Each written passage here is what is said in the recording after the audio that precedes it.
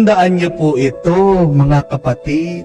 Hindi naman lahat ng mga taong mabait sa iyo, mahal ka. Amen? At hindi naman lahat ng mga taong inaaway ka, inamumuhian ka. Amen? Sabi nga, mas maganda na magkaroon ng kaibigang dalawa ang baba kesa sa dalawa ang muka. Amen? Remember that. It is better to have a friend who have conscience than to have a friend with a two-face. Anong ibig sabihin ng two-face? Baliktaran. Hindi totoo. Peke. Plastic. Taksil. Amen? Tignan niyo yung mga katabi niyo. Dalawang bababa yan. Alam niyo na. Kahit na mataba yan, loyal naman. Amen? Kaya nga, huwag kayo maghanap ng sexy. Maghanap kayo chubby. Kasi mga chubby, loyal. Amen? Mga kapatid, ang Panginoon, narinig niyo naman sa Ebanghelyo, inaalis niya yung mga taong alam niya hindi makakatulong sa atin. Kung mananatili din tayo sa Panginoon, aalisin niya yung mga taong makakasama sa atin. Tandaan mo, hindi lahat ng nakalapit sa iyo ay nakakatulong sa iyo. Hindi lahat ng kaibigan mo o meron kang ugnayan o meron kang koneksyon ay nakakabuti sa iyo. Amen? Maniwala ka, magtiwala ka. Ang Diyos may ginagawa at lahat ng ginagawa niya kahit man sa iyong paningin na masakit, kalaunan para sa ikabubuti mo, para sa ikakasaya mo. Amen? There are three reasons, remember this. When God removes people in our lives. Ano yung tatlong dahilan ng Diyos bakit minsan aalisin, puputulin niya yung koneksyon ng ibang tao sa atin? Una, para tayo ay lalo pang maging mabunga. Yan ang sinasabi ng Panginoon. Pinuputol ang mga sangang hindi na namumunga. At ang sangang namumunga, puputol pa siya ng ibang sanga para ito ay lalong maging mabunga. When God removes people in your lives, it is because God wants you to be more fruitful. Tandaan niyo po ito. We are the average. We are the fruit of the 5 people that we are with every day. Kung sino yung mga kasama mo, yan ang magiging ugali mo, yan ang magiging pananaw mo, yan ang magiging pagkatao mo. Kaya nga, o ang mga palaging kasama mo, reklamador, siguradong reklamador ka din. Hindi po ba? Hindi mo maasahan ng isang tao na maging palasimba kung yung mga kasama niya ay malayo sa simbahan. Amen? Kung yung mga kasama mo madadrama, hindi naman malayo na ikaw ay maging madrama din. Gusto mong maging masipag? Maghanap ka ng mga kaibigang masisipag. Hindi niyo po ba napansin? Bakit po sa squatter area walang mayaman? Bakit sa squatter area para-parehas mahihirap? Ito ay dahil hinahawan nila ang bawat isa sa kanilang pag-uugali. Bakit kung pupunta kayo sa isang subdivision na mayayaman, wala kayong makikitang mahirap?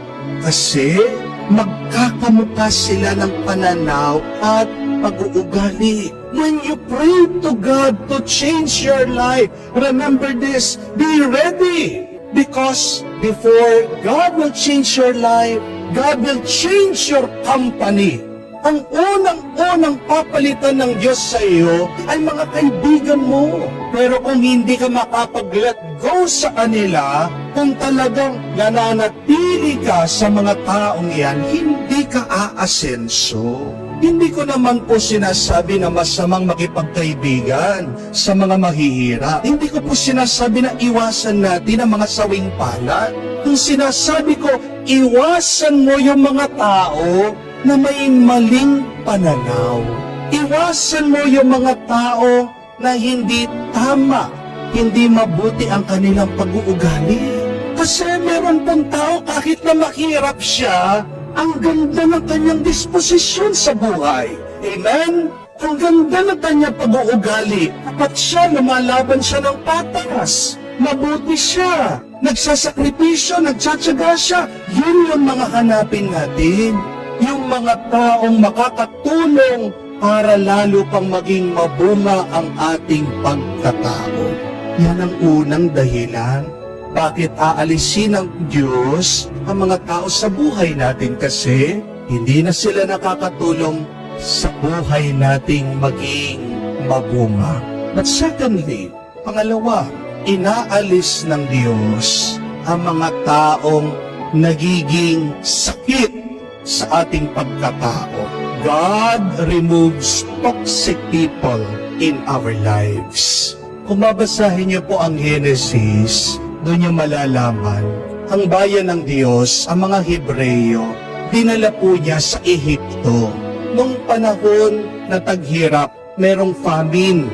Naghihirap po, naghahanap sila ng pagkain. Pero doon po sa Egypt, dahil kay Jose, nabusog sila. Hindi sila namatay, hindi sila napabayaan. Pero kalaunan, after many years, itong lugar na kung saan nakatulong sa kanila, sila'y ginawa ng mga alipin. Anong ginawa ng Diyos? Matatandaan nyo, pinadala po si Moises. Si Moises ang nag-alis, ang naglabas sa mga Hebreyo doon sa Ehipto. Look at that. One time, Egypt was very helpful to them. But as times goes on, this place has become toxic to them. Meron din po mga taong ganyan. Hindi po ba? Minsan, sila'y nakatulong sa atin, pero kalaunan, nagiging pangalib na sila sa ating buhay. Kung minsan ay nagpapasalamat, meron tayong mga taong nalalapitan. Kung ikaw ay gipit, mangungutang ka sa kanila, walang dalawang sabi, bibigyan ka. Pero tandaan niyo po, di ba? Totoo naman, people change. Amen? People change. Nagbabago yung mga tao. Minsan sa buhay mo, tinutulungan ka, wala kang maririnig, pero kalaunan, nagsasalita na. Sinusumbatan ka na. Pag meron kang kaibigan na pinapaalala sa iyo, pinapautang ng loob yung kanyang ginawang kabutihan, kailangan siguro lumayo-layo ka ng konti dyan. Kasi hindi na pagkakaibigan yan. Kung hindi, business na. Amen? Suriin natin, tingnan natin yung mga tao sa buhay natin na nagiging toxic o laso na sa atin. Kahit naman po ang trabaho, kahit na yan ay nakakatulong para makabayad ka ng mga utang, makabili ka ng iyong mga pangangailangan. Pero kung stress ka na at unti-unti pinapatay ka na, hindi ka na masaya, siguro magandang pag-isipan na maghanap din ng ibang pagtatrabahuan. Amen? So, maniwala ka ng Diyos, aalisin niya ang mga toxic o hindi na nakakatulong sa iyo. Amen? Pangatlo't kahuli-huli yan. Inaalis din ng Diyos ang mga tao na nagiging akip sa atin, balakid sa atin, para hindi natin makuha ang ating mga pangarap at panaginip. God removes people who blocks our vision and dreams in life. Napakaganda din po basahin niyo sa Biblia. Doon sa Genesis, si Abraham at ang kanyang pamangkin na si Lot. Dahil po sobrang dami na ng kanilang mga ari-arian na pagkasunduan nila na sila'y maghiwalay. Ito pong kanyang pamangkin, pinili niya yung lugar na nakita niyang masagana. Hindi naman po nag-alala si Abraham dahil alam niya hindi siya papabayaan ng Diyos. Nung sila'y nagkahiwalay, pakinggan niyo po ito, sinabihan siya ng Diyos si Abraham, tumingala ka. Look up, Abraham. at nakita niya ang mas malawak pang lupain na inaalay binibigay ng Diyos sa kanya. Alam niyo pong ibig sabihin daw ng pangalang Lot. Lot means veil, takip. Nung inalis ng Diyos ang nagtatakip kay Abraham, pinakita niya ang mas marami pang pagpapala at biyaya. Tanungin din natin ang ating sarili. Sino ba sa aking buhay, nakapaligid o nakalapit, yung nagtatakip sa akin kaya hindi ko nakikita ang pagpapala at pangarap ng Diyos para sa akin?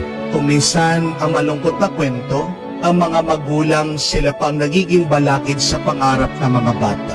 May mga bata sasabihin sa mga magulang, Nay, Tay, gusto ko pong maging engineer, gusto ko pong mag-nurse, gusto ko pong mag-doktor, gusto ko pong maging computer expert. Pero agad sasabihin ng magulang na pasensya ka na, wala tayong pera. Totoo naman po ang concern sa pera. Pero anong kasabihan? Sa taong ayaw, maraming dahilan. Sa taong gusto, maraming paraan. Kahit na ikaw ay naghihirap, pero kung talagang mahal mo ang anak mo, gusto mo siyang suportahan, maghahanap at maghahanap ka ng paraan para makamtan niya yung kanyang panaginip. Amen? Yung aking pong tatay, ang pangarap talaga niya, maging singer.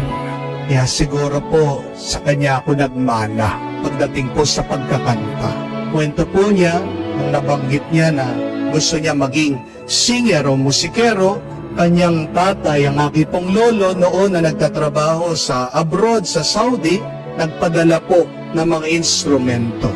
Pero, ang mga kamag-anak po ni tatay, sila mismo ang nagsasabi, wala namang pera sa musika hintuan mo na yan. Yun po pala, gusto nila yung mga instrumento. Kinuha, yung ginawa, binenta, sinangla. Yung pala ang gusto, pera. Pero, sabi po ng aking ama, kung siguro nagpursige lang siya sa kanya pong kagustuhan, baka ka-level na niya si Freddy Aguilar. Diba? Minsan meron tayo mga panaginip, pero minsan meron din mga taong sila'y nagiging balakid. Kung napapansin mo ang mga taong yan ay balakid sa iyong buhay, pagdasal mo sila. Maniwala ka na ang Diyos ay tutulong sa iyo para gawing maluwang ang daan at makamtan mo ang iyong pangarap. Mga kapatid, hindi naman lahat ng mga nakalapit sa atin ang gusto nila ay ang makakabuti sa atin. Remember that not everybody who is close to you, who is connected with you, wants the best for you. Alam naman natin, sa nakatagong puso ng bawat isa, we only want the best for us. Pero kung kayo ay mananatili sa Diyos, gagawa at gagawa palagi ang Diyos para matanggap mo ang pinakamabuti. Only God knows and wants the best for you. Kaya bakit iiwanan mo ang Diyos? Sabi niya, manatili ka sa akin para magkaroon ka ng buhay, umaapaw na buhay at mabungang buhay. Kaya huwag tayong lalayo sa Diyos. Maniwala tayo na gumagawa ang Diyos ng paraan para putulin, alisin ang mga taong hindi na nakakatulong sa atin. Ang mga taong hindi na nakakatulong para maging mabungang ating buhay. Ang mga taong nagiging lason na sa atin. Ang mga taong nagiging balakid at hadlang para hindi natin makamtan ang ating mga pangarap. Pasalamat tayo sa Diyos dahil sa Kanyang walang sawang paggabay sa atin at huwag tayong magsawa na lumapit at manatili sa Kanya ngayon at magpakailanman.